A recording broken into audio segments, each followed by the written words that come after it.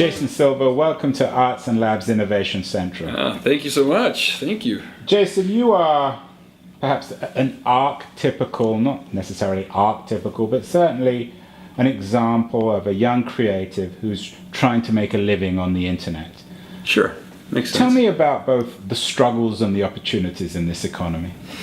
Well, you know, it's interesting. I was very lucky that when I was leaving film school, Al Gore had just started Current TV, and they were looking for passionate storytellers to transform television. And Current TV had this interesting model of crowdsourcing citizen journalism and short-form content, but having the cable television model of business, you know, because that's a very lucrative business model. And so I worked for Current for 4.5 years hosting a television show. So that was cool. You know, I was making a living. I was on TV and whatnot.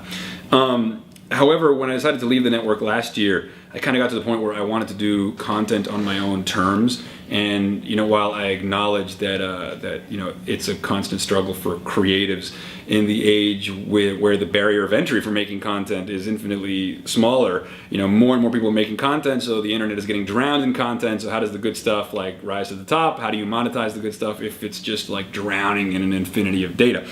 However, I also believe that if you create something compelling enough, it sort of creates these micro niche communities that are very passionate about your content and they want to share your content. And my experience has actually been very successful. I mean, I launched a series of short micro documentaries. I call them Shots of Philosophical Espresso.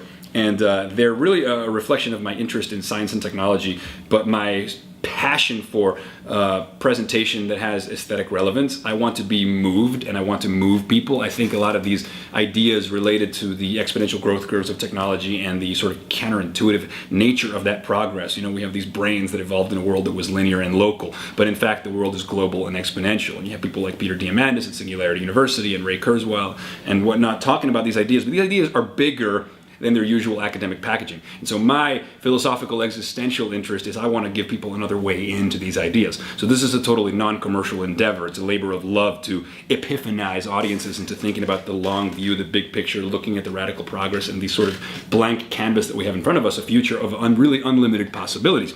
And I've started putting these videos out. They're 2 minutes, you know, they're micro psychedelic documentaries, but the idea is that they pull you into the rabbit hole. They remove you from context so dramatically that you end up gawking in amazement at what are really the ubiquitous everyday wonders that we're all for some reason culturally disposed to ignore. And one of the biggest treats was when Chris Anderson from the TED Conference tweeted one of my videos, The Beginning of Infinity, and called it stunning. And then I was lucky enough to show one of my videos at the Economist Ideas Conference in New York a few months back. And then there was an editor from Wired magazine in the audience who saw it and then did a whole profile of the videos that I was doing. PSFK did the same thing. Smart Planet did the same thing. So it's created a butterfly effect of like new possibilities for me. And so I think it's a good case study. And look, I did it on my own terms. I followed my own intuition. I did something I was passionate about. The costs were low because of the price points of technology dropping, and I just did it. I think my currency maybe was just, I know some people, and I was able to send them the content. You know, access is more important than ownership, says Kevin Kelly. So I was able to send the videos to some people that I really respect, and once they liked it, they shared it, and so on and so forth, and it's continued from there. So you're generally optimistic about the entrepreneurial opportunities for young creatives like yourself? I am absolutely optimistic. In fact, I think there's something romantic about the creative struggle in any situation and in any context, but I think today we've never had such tools, right? I mean, a person with a smartphone in Africa today has access to better communications technology than the US president did 25 years ago. So it's like, I think there's no excuse really to not try to do something great.